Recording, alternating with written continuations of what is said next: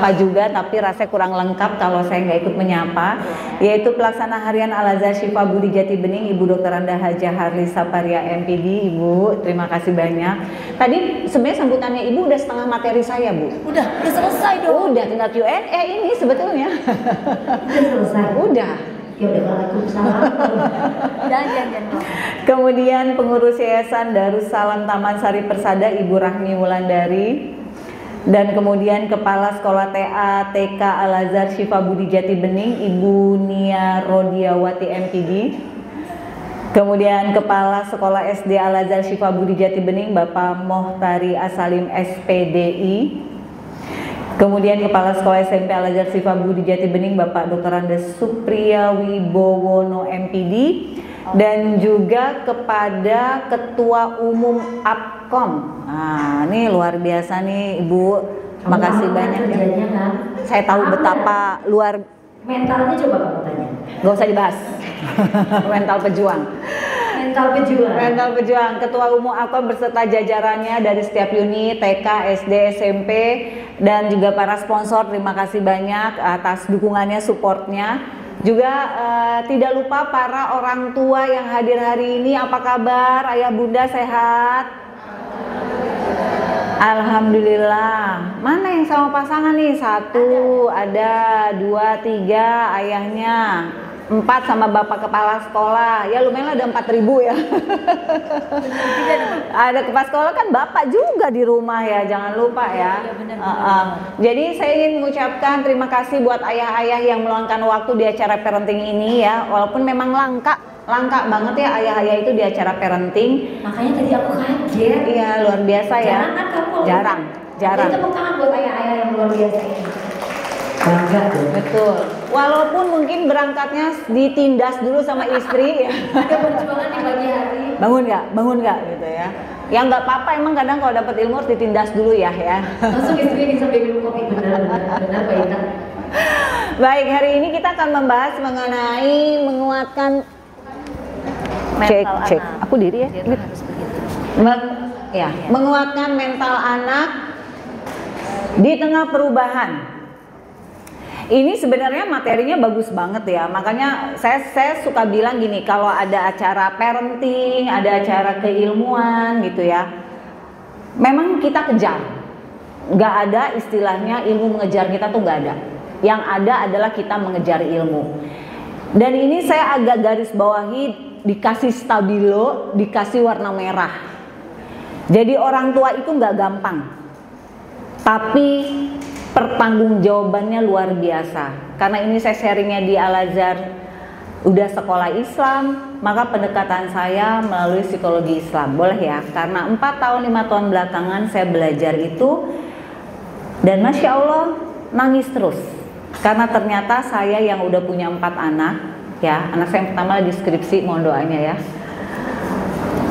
Anak saya yang kedua SMA, yang ketiga SMP, yang terakhir SD. Setiap unit ada saya, ya. Makanya mau nanya dari sisi mana, saya tahu semuanya. Anaknya SD, anaknya SMP, SMA, kuliah, saya tahu semua tantangannya ya. Masya Allah ya. Tadi sambil kesini saya ngobrol. Saya lihat mobil-mobil berjajar bagus ya di setiap rumah ya, Masya Allah ya. Saya bercanda lah sama tim saya nih, Mbak Citra. Ini katanya, ini pasti yang rumah-rumahnya bagus anaknya cuma 1 atau 2 nih. Karena kalau anaknya banyak kayak saya, udah habis di mana bayaran sekolah, bayaran les gitu ya. Kecuali memang sama Allah dikasih rezeki yang lebih berlimpah lagi, amin. Tapi terus kita ngobrol, tapi kita nggak merasa rugi kok, walaupun saya anak 4. Maka saya doain, kita harus doain suami-suami kita ya, bunda-bunda ya. Semoga suami kita tuh panjang umur, sehat, rezekinya dilimpahkan, tuh harus. Kenapa? Bayaran sekolah dia yang nanggung. Ya, uang token, uang listrik, itu semua suami kita. Maka kita harus mendoakan suami kita. Syukur-syukur kita juga apa ibu-ibu bekerja, ya alhamdulillah gitu ya. Nah, lalu saya ngomong, saya nggak rugi walaupun saya mungkin nggak punya mobil yang bagus banget gitu ya. Mungkin saya nggak punya mobil yang banyak karena prioritas saya bukan ke sana. Tapi saya punya 4 legacy. Yang ini adalah harta saya. Walaupun saya sudah meninggal, tuh kan, meninggal deh mic-nya nih akhirnya ya. Yang mana? Sabar. Yang kuat yang mana? Saya mentalnya tangguh, tapi kesabaran saya tipis, Bu. Sabar. Kamu banyak istighfar sekarang. Aku kasih dulu mic. Coba ini agak lumayan, tapi nggak begitu kencang kayak tadi, nggak masalah. Nggak apa-apa. Coba. Cek. Gimana? Ih, tapi enakan ini Tuh deh. kan. Udah dipilihin tuh sebentar. Cek. Udah dipilihin ini yang terbaik. Oke. Lebih tenang. Baik. Ya. Oke. Nah, jadi akhirnya saya mikir, nggak apa-apa saya harus menahan di keinginan, betul nggak? Tapi saya tahu, saya manuver, saya mempersiapkan 4 anak saya, yang saya tahu ini akan menjadi warisan saya yang tidak berhenti alirannya sampai saya meninggal dunia. Gak ada lagi yang lebih keren. The best legacy for our life as a parent is our kids. Gak ada lagi. Ini parenting Islam kerennya ya. Baru permulaan aja udah mau menitikan air mata ya. Karena kita harus bener dulu nih, kemana kita didik anak kita. Cuman jadi dokter, pengusaha, orang kaya, orang sukses, itu mah cita-cita cetek. Orang kita hidupnya sementara, gitu guru saya ngomong. Ngapain berjuang habis gaspol sampai kita tahu kita akan tinggalkan. Permasalahannya kita nggak tahu kapan ninggalinnya, betul nggak? Bisa hari ini, bisa besok, bisa tahun depan, 10, 20, 30 tahun depan, wallahu alam. Tapi kenapa kita lebih sibuk ngurusin yang kita sementara? Itu tamparan pertama dari guru saya waktu saya pertama kali belajar psikologi Islam. Harus itu dulu yang kita pahami, sehingga kita nggak salah nih, karena mental anak ini tergantung bagaimana kita mendidik anak kita. Dan clear, di ujung akhir zaman nanti Islam tuh akan aneh. Sekarang udah aneh kok Islam dipandang orang, betul nggak? Bapak Ibu, anak kita dibombardir dengan mengatakan religion is culture. Sejak kapan agama itu budaya? Kalau budaya berarti kita bisa tinggalin dong. Saya orang Sunda, saya nggak bisa nyinden, boleh dong saya tinggalin, betul nggak? Tapi saya orang Islam, saya nggak bisa ngaji, emang boleh ditinggalin? Oh, jangan dipikir nggak ada pertanyaan, pertanggungjawaban. Seumur hidup kamu di dunia, kenapa nggak belajar ngaji? Itu dipertanyakan. Anak kita dimombardir dengan religion is culture. Maka kenapa jadi bercandaan? Lu lock in maksud agama gue. Seringan itu, padahal mereka nggak tahu itu namanya murtad. Kita tuh dibuat biasa hal yang salah, namun kita membuat hal yang benar jadi aneh. Kok iya kita kemakan? Itu harus, karena kita orang tua, kita bicara mental juara loh. Kita bicara mental anak. Sebelum mental anak, mental orang tuanya dulu nih. Ibu tahu nggak anak kita dibombardir apalagi? Ini bahaya, Bu. Bombardir yang ada di sosial media, postingan-postingan orang masih pacaran, keluar negeri bareng, liburan bareng. Akhirnya mereka merasa vacation sama pacar tuh wajar. Lalu di agama kita pacaran aja nggak boleh, Bu. Tapi sekitar menormalkan itu dan menjadikan kita yang nggak mau pacaran aneh. Kan ini tantangan kita loh, Bu. Kalau mau berpegang teguhnya benar sesuai agama. Nah, yang nggak boleh itu adalah nerabas konsep agamanya, konsep pendidikan Islamnya. Tapi ngikutin zamannya boleh. Agama kita itu Masya Allah keren banget. Semakin saya belajar psikologi Islam, semakin saya yakin dari kemarin itu saya yang bodoh. Saya yang terlalu proud to be as a master psikolog, belajar My Brain UK, belajar ini. Ternyata 4 tahun saya belajar itu mengalahkan keilmuan saya selama ini melakukan pendidikan. Al-Quran itu the best. Mau bicara parenting dari situ dahsyat. Saya bukan ustazah ya. Saya psikolog yang lagi memperbaiki diri supaya menjadi ibu bagi anak-anak kita. Itu dulu. Jadi ibu begini, ibu dokter, bapak pengusaha, bapak apa, nggak apa-apa. Tapi kita adalah orang tua yang terus memperbaiki diri supaya kita selamat dunia dan akhirat. Itu yang harus dipegang. Harus jadi orang sukses. Jadi Pak, tanamkan ke anak-anak kita sekolah yang terbaik, berprestasi, jadi orang hebat. Di Islam nggak ada tangan menerima terus. Di Islam diharuskan apa? Tangan memberi. Apa nggak itu syarat kita harus jadi orang sukses kaya? Jadi kalau orang bilang orang Islam itu nggak kaya, jelek, apa segala macam, salah. Tawadunya bukan begitu. Konsep ini yang jadi kesannya Islam nggak asik, anak kita terbawa dia tuh dengan budaya Korea, betul nggak? dengan budaya-budaya barat yang kelihatan lebih asik. Islam tuh asik, cuman pengenalan kita yang salah. Nah, mau dilanjut nggak? Lanjut. Nah, ini nggak mau dilanjut tuh. Nah, menguatkan mental ini kalau kita ngikutin koridor pendidikan Islam, psikologi Islam, anak kita insya Allah mentalnya udah pasti kuat. Karena dari quote-quote yang seliweran aja, iya kan, sahabat mengatakan apa?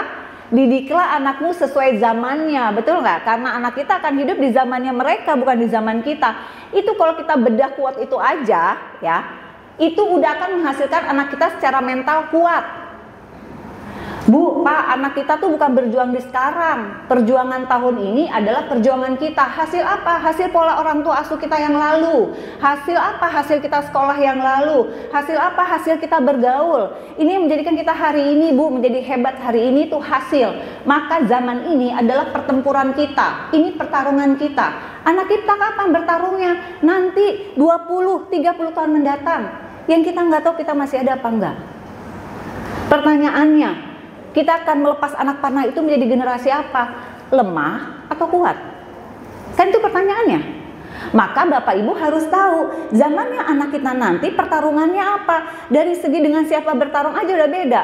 Kita sekarang sama manusia, betul nggak? Mereka kita nggak tahu, bisa jadi setengah nanti kalau psikolog masa depan sharing, setengah manusia setengah robot. Kan saya nggak tahu, bener nggak? Lawang sekarang robot lagi disempurnakan seperti manusia. Nah itu lawannya anak-anak kita. Jadi kalau Bapak Ibu kepedean, anaknya pinter, anaknya juara, anaknya dapat medali, itu bisa bertarung di masa depan. Belum tentu karena soal pinter robot bisa ngalahin anak kita. Apa yang bikin kuat lagi? Ada IQ, ada SQ, ada EQ. SQ itu apa? Spiritual, agama. Ini psikologi barat aja ngomongnya gitu, Bu, Pak. Setelah SQ apa? EQ. EQ itu apa? Kematangan emosional. Ini kenapa anak-anak sekarang sumbu pendek, karena orang tuanya juga sumbu pendek. Klop tuh ya. Nah, ketampar-tampar ya, biarin. Jadi saya nggak nangis sendirian gitu loh. Lihat yang viral kemarin, anak ngerokok. Wah, saya sih ini saya ngebayang kalau saya zaman almarhum papa masih ada misalnya ya, Pak tadi Intan ditampar, masih pas sekolah pas saya ngerokok, ditampar balik ya saya papa saya. Iya enggak? Mana ada papa saya yang ke sekolah? Nggak ada. Orang tua dulu mana mau ke sekolah? Pak dipanggil ke sekolah gara-gara nakal, nggak mau, urus aja sendiri, ya nggak? Sehingga kita tuh kuat mentalnya, betul nggak? Sekarang anak ditampar sama guru, dipukul sama guru, ya. Orang tua ngebela anak, orang tua lupa kesalahan anaknya apa. Jadi playing victimnya tuh orang tuanya. Gak heran anak sekarang generasinya mentalnya lemah-lemah. Setiap orang tua itu punya perisai pelindung, punya itu as a gift dari Allah. Ya, namanya self mekanisme pertahanan diri. Self mechanism. Jadi itu buat pertahanan diri. Tapi jika perisai itu terlalu memeluk kita, memeluk anak kita, maka kita yang melukai anak kita, betul nggak? Itu yang terjadi sekarang. Yang kedua, dalam quote Islam ya, ini agama kita lagi nih. Tidak akan ada orang yang besar yang lahir dari kenyamanan. Itu quote dari agama kita loh. Sekarang tadi ibu udah bilang, makanya saya bilang ibu udah ngabisin materi saya sebetulnya. Sekarang anak kita lahir di era penuh kenyamanan, betul nggak? Tadi ibu udah contohkan. Dulu kalau kita mau beli bakso, kita ke tukang baksonya. Ada effort dong ganti baju dari daster ya, minimal pakai baju yang bagusan dikit lah ya, gitu ya. Lalu beli, nyampe tukang baksonya rame. Antri nggak kita? Antri. Udah gitu dapat baksonya, dimakan nikmat banget. Kenapa? Ada usaha sebelum makan bakso, betul ya? Anak sekarang kadang-kadang posisinya masih sama, rebahan atau sambil mabar. Pesan ketek gitu. Alhamdulillah ayah bunda kan punya asisten rumah tangga. Jadi begitu tukang baksonya datang tuh makanannya diantar sama ojek online-nya, yang ngambil juga mbak. Nih anak gak gerak dari mulai pesan sampai tuh bakso udah hadir, udah dibuka bungkusnya, udah tinggal makan. Hap. Sama-sama makan, yang hilang apanya? Proses So cut the process tidak menjadikan karakter anak menjadi orang besar. Itu tidak bisa dinego. Jadi Mbak Intan kalau gitu sekarang kita hapus aja apa gitu aplikasinya. Jangan juga ekstrim banget kan, didik anakmu sesuai zamannya. Nggak apa-apa kita melengkapi fasilitasnya. Tapi kalau udah datang, nak yuk makan di meja makan. Buka sendiri plastiknya. Bapak Ibu sekarang anak SMP SMA buka iketan tali kresek aja nggak bisa. Ya Allah, brebet aja gitu kan. Kalau dulu kita buka brebet gitu mama kita bisa ceramahnya 2 jam. Plastik tuh bisa dipakai lagi, bisa buat sampah, cara ngelipatnya begini. Bener nggak orang tua kita dulu? Iya. Sekarang ngiket tali sepatu nggak bisa, sama ibunya dibeliin yang sepatu langsung flop. Iya kan? Jadi terus bapak ibu yang memfasilitasinya kebangetan ini mau anak punya mental juara, fighter, resisten, kuat, tangguh. Ya susah. Karena mendidik karakter itu dimulai dari rumah, baru sekolah. Jangan kebalik, anak nakal sekolah disalahin, ibu bapaknya nggak mau disalahin. Bagaimana? Kan kolaborasi. Ya, saya nggak dibayar sama ke sekolah buat ngomong ini enggak. Ya, saya nggak dibayar. Nggak di-endorse kan Pak? Enggak, walaupun kalau di-endorse boleh Pak. Anak saya banyak. Terima dong. Ya. Nah, memahami perasaan anak di era digital, hati mereka dunia mereka. Pak, pahami perasaan anak, pentingnya empati. Anak sekarang bukan nggak ngerti empati itu penting, tapi dia nggak tahu empati itu apaan. Tapi dia nggak ngerti empati itu apa. Nah ini PR lagi buat kita. Sekolah ngajarin, nah kita tuh harus hormat ya sama orang tua.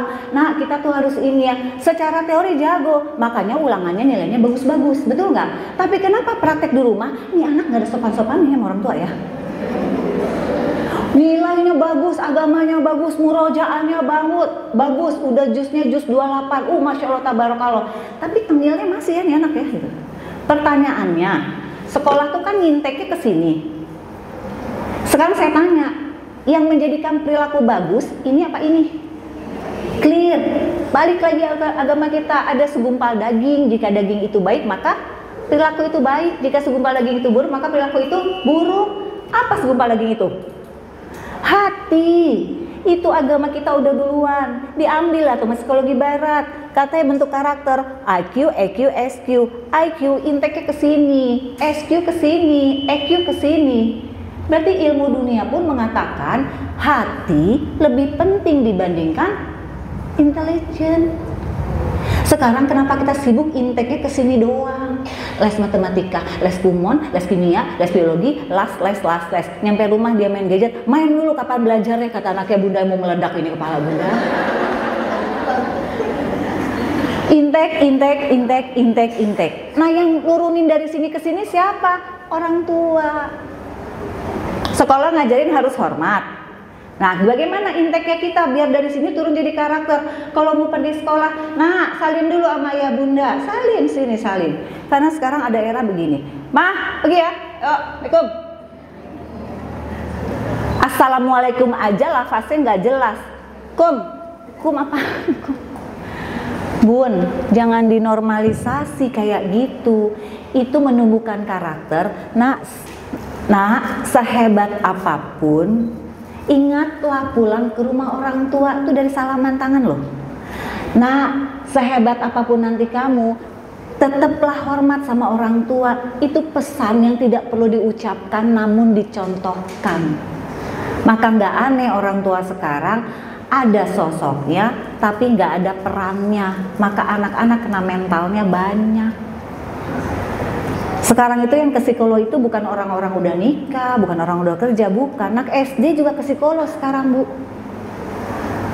Jadi kan kadang-kadang orang suka gini, Mbak Intan suami saya meninggal. Kalau suami meninggal berbeda ceritanya, Nabi kita juga nggak ada orang tuanya kok. Tapi peran figur ayahnya terisi, betul nggak? Nah anak-anak sekarang orang tuanya ada, peran figurnya yang nggak ada. Itu akhirnya kenapa dia mudah banget terkontaminasi dengan yang ada di gadget. Karena kalau peran kita hadir, ayah bunda, gadget ngomong apa aja, dia nggak percaya, dianggap lalu aja. Bahaya banget loh ngerusaknya loh. Kalau dulu kita nakal tuh kelihatan ya, pulangnya malam, betul nggak? Tatoan tuh nakal banget, udah paling nakal tuh tatoan tuh. Laki-laki ditindik, wah itu pulang pasti digampar tuh bapaknya tuh, gitu nggak? Tapi fisik yang dirusak. Sekarang enggak, mungkin dia nggak tatoan, mungkin dia nggak ditindik, mungkin dia nggak pulang di kamar melulu, soleh-soleha, belum tentu. Yang dirusak dalamnya lebih bahaya, karena yang dirusak apa? Pandangan hidupnya. Kayak tadi tuh, religion is culture. Terus ada lagi yang parah gini, apa ya, hashtag yang ngeri banget ya, life without merit. Kumpul kebo bukan zaman kita. Sekarang aja jadi keren life without merit. Katanya kalau nikah nanti banyak tuntutan gini, tapi hidupnya kayak suami istri. Kan yang dibodohin tuh anak kita yang perempuan, Bu. Nah itu namanya perusakan dari dalam. Jadi depannya keren-keren, begitu dari dalam rontok, makanya mentalnya gampang drop. Ya, nih ajarin, membekali anak di era digital. Kita nih orang tua harus turun tangan literasi digital sejak dini. Keamanan, kasih tahu ke anak-anak. Nah, bapak ibu nih kalau ngasih handphone ke anak ya, buka gadget, itu orang tua harus tahu dan harus ada akad. Anak saya kemarin kelas 5, kelas 6 nih, kelas 6 ini kan kelas 6 yang SD nih, baru boleh sama saya punya akun TikTok. Tapi dengan syarat dia harus cloning akunnya di saya. Kapan dia boleh melepas cloningan akunnya? Begitu dia punya KTP. Jadi semua anak saya empat-empatnya gitu. Kenapa? Karena saya mau ada agreement. Apa yang saya katakan? Nih masuknya ke sini. Nah, karena jadi ngomongnya tuh santai aja gitu. Di gadget tuh banyak juga orang-orang jahat di sosial media. Bunda takut. Kan kalau ada orang tua di situ yang mau jahat juga takut. Makanya anak-anak saya tulisnya gini di bio-nya nih. Akun managed by my mom and my dad. Jadi orang mau jahat tuh udah tahu ibu bapaknya tuh ada di situ. Dan kita minta dia buka di handphone kita. Jadi akad itu dilakukan dari awal. Kapan anak-anak itu lepas? Kalau saya, tapi mah enggak ya, masing-masing boleh punya aturan masing-masing. Setiap keluarga berbeda ya. Saya membolehkan, saya ngomongnya gini, begitu kamu punya KTP, silakan akun itu tanggung jawab kamu. Nah, nanti ngobrolnya lain lagi. Apa yang namanya tanggung jawab, konsekuensi itu apa? Itu obrolannya lain lagi. Jadi harus sesuai usia. Nah, alhamdulillahnya, walaupun anak saya udah kuliah, udah skripsi, akunnya masih di sini. Malah saya yang suruh lock out. Kenapa? Berat. Ya. Dan kalau kita seterbuka itu ngejelasin keamanannya gini, nah pilih konten ya sayangnya, jangan posting yang enggak, ada batasan. Ini bisa banget diomongin dengan cara yang baik-baik. Bukan anak kita nggak bisa diomongin, kadang-kadang kita yang udah nyerah.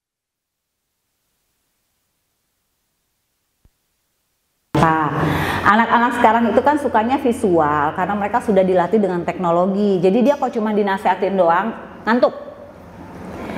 Kita dulu dinasehatin ngedenger karena kita nggak ada gadget, betul nggak? Makanya dulu orang tua begini kita udah takut, ya kan? Kalau sekarang kita begini, Bunda kenapa begini Bun? Nah, Papa santai aja Pak, ada gitu kan anak-anak sekarang ya, kesel banget kan gitu kan. Karena dia itu sekarang pemenuhannya ada visual, karena sudah dilatih pakai visual. Tiap hari dia disantarkan oleh visual-visual berwarna. Maka begitu kita datang dengan nasihat-nasihat bijak dan panjang, mental. Caranya gimana? Ibu bapak kalau ada yang viral, save. Apapun, any kind of berita, save. Itu bisa jadi tembakan buat anak kita.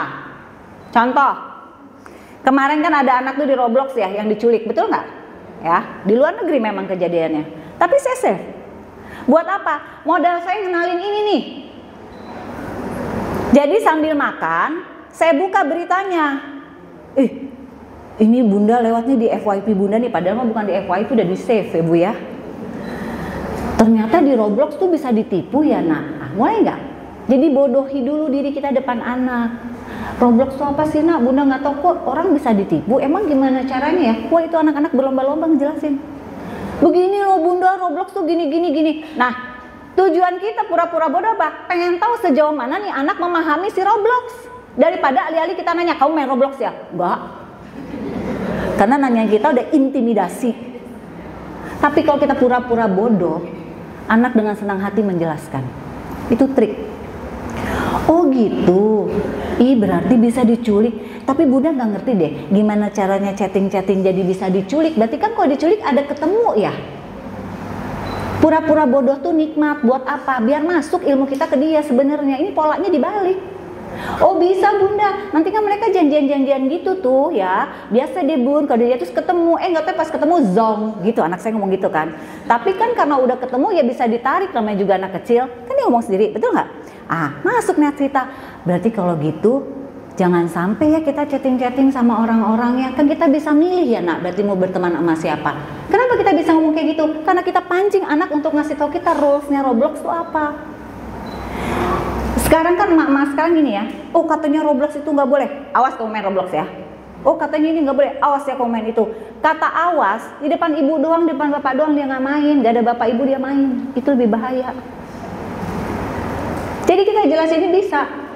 Oh kalau gitu ini kayak ini ya, kayak dunia-dunia gitu ya. Iya Bun, kita bisa ikut ini, world ini, kita bisa ikut ini. Berarti yang diikut yang bagus-bagus ya nak. Gitu.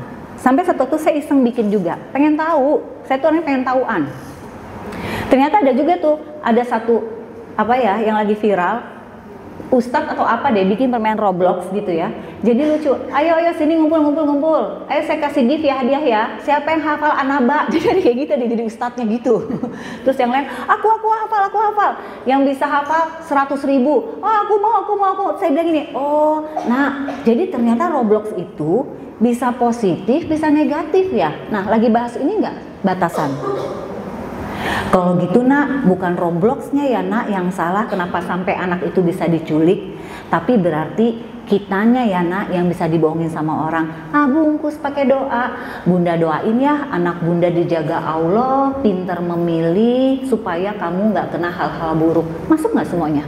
Masuk. Dapat aturan mainnya, nggak ngelarang anak-anak terbuka, ada tauhid dan imannya. Beda kalau kita nasihatin, tadi Bunda habis dari kajian ya, katanya gini, kata Allah, wah mak gue jadi ustazah nih mak gue nih ya. Kalau anak-anak SMA lucu Bun, kadang-kadang suka curhat sama saya ya, Tante saya males deh kalau mama saya habis kajian, kenapa? Pasti mendadak jadi ustazah katanya, karena materi ustadznya pasti diceritain sambil nyalain saya. Jadi saya suka nanya gini, Tante mama kemana ke kajian? Udah saya masuk di kamar aja nih. 2 harian saya berusaha menghindar, coba. Jadi nasihatin anak tuh tentang bagaimana kita berkomunikasi sehingga anak tanpa sadar lagi kita masukin arahan-arahan gitu loh. Jadi gini, saya ngambil polanya kesannya asik tapi sebenarnya kita ngikat dia, ya nggak? Kesannya bodoh tapi sebenarnya kita lagi pengen tahu sejauh mana dia tahu acara itu, sejauh mana dia tahu games itu. Alih-alih kita selalu bilang Roblox itu salah, ini tuh salah, ini salah. Sementara ini zamannya mereka. Maka dikatakan didiklah anakmu sesuai zamannya, tapi aturannya kita yang pegang. Karena kita nggak bisa nahan ombak, betul? Nah. Lalu tantangan beratnya apa? Nih, zaman sekarang bullying dan kesehatan mental. Bullying dan kesehatan mental ini lukanya nggak kelihatan. Beda kalau anak jatuh lukanya kelihatan. Ini nggak kelihatan, ya. Dan ini lagi menjadi tantangan. Saya nggak tahu kalau di sini ya, tapi di daerah dekat sekolah anak saya, itu bullying itu malah jadi culture. Gila nggak tuh? Jadi naik turun temurun sampai senior juga turun tangan. Jadi ada turunan tahtahnya gitu loh. Nah, berarti kan anak kita poinnya gini, mau sekolah di mana aja, rasanya bullying tuh ada. Cuman levelnya yang light, medium atau hard, betul nggak? Nah berarti tugas kita adalah menjaga dan memberikan informasi kepada anak kita supaya anak kita proteksi dirinya kuat, sehingga anak kita tidak terkena dalam yang namanya bullying atau perundungan. Karena simpelnya gini, kita nggak bisa nolak semua racun yang ada di dunia, tapi yang kita lakukan apa? Menciptakan filter, betul nggak? Orang naik motor, kenapa harus pakai helm? Kalau terjadi yang tidak diinginkan, kepalanya selamat. Karena kalau kepala terbentur jadi kepala sekolah ya. Jadi kalau kepala terbentur, faktor keselamatannya kecil, betul ya? Namanya proteksi. Bukan berarti ada kalimat gini, saya lagi naik motor jangan tabrak gue ya.